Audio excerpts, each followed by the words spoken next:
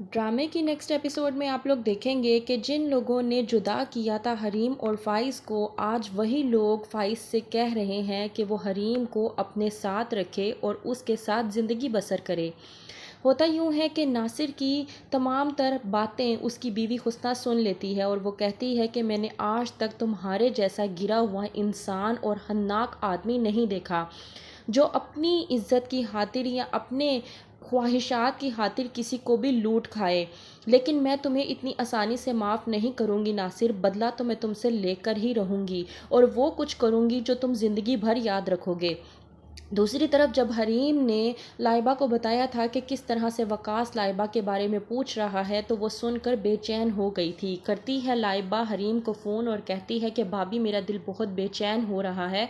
مجھے لگ رہا ہے کہ مجھے وقاص سے جا کر ملنا چاہیے اور میں اتنی کمزور پڑ چکی ہوں کہ مجھے ایسا لگتا ہے کہ کہیں ایسا نہ ہو کہ میں واقعی ہی میں وقاص کے پاس جاؤں اور اس کی تمام تر باتیں سنوں، کیونکہ میں چاہتی ہوں کہ میں جا کر اس کی بات سنوں۔ میں یہ دیکھنا چاہتی ہوں کہ آخر کار وہ بے وفا مجھ سے کیا بات کرنا چاہتا ہے، شاید اس بے وفا کی باتیں سن کر ہی، اس کی شرمندگی دیکھ کر ہی مجھے کوئی سکون حاصل ہو سکے۔ کہتی ہے لائبہ حریم سے کہ میں یہ بھی چاہتی ہوں کہ کسی طرح سے فائز بھائی کے آنکھوں پہ پٹی جو بندھی ہوئی ہے آپ کے نام کی، وہ کس طرح سے آپ کو پسند نہیں کرتے، میں چاہتی ہوں کہ وہ آپ کی تمام تر سچائی سے واقف ہو جائیں اور وہ جان جائیں کہ کسی بھی کام میں آپ کا کسی بھی قسم کا کوئی بھی قصور نہیں تھا، آپ بہت معصوم تھی، آپ کو تمام تر سازشوں کے بیچ میں رچایا گیا تھا۔ لیکن حریم اس بات کو اب سیریس لینے کو تیار نہیں ہے، کیونکہ حریم اب فائز کے ساتھ کوئی بھی رشتہ رکھنے کے لیے تیار نہیں۔ حریم کا کہنا ہے کہ اس طرح کے نازک مزاج انسان کے ساتھ رشتہ رکھنا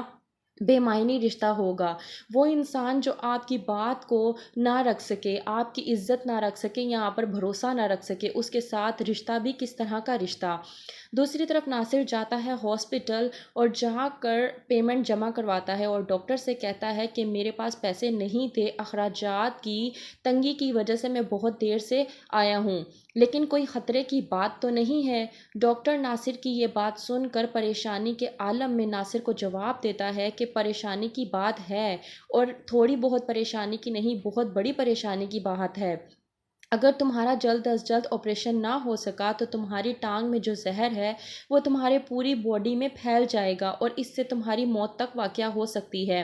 ناصر پوچھتا ہے تو پھر اس کا کیا مزید حل کیا جا سکتا ہے؟ ناصر کے اس بات پر ڈاکٹر جواب دیتے ہوئے کہتا ہے کہ اس کا پھر ایک ہی حل ہے کہ تمہاری ٹانگ کاٹ دی جائے۔ تو ہو گیا ہے ناصر کا مکافات عمل تو پورا۔ دوسری طرف شیخ فاروق کہتے ہیں فائز سے کہ میں چاہتا ہوں، میری دلی خواہش ہے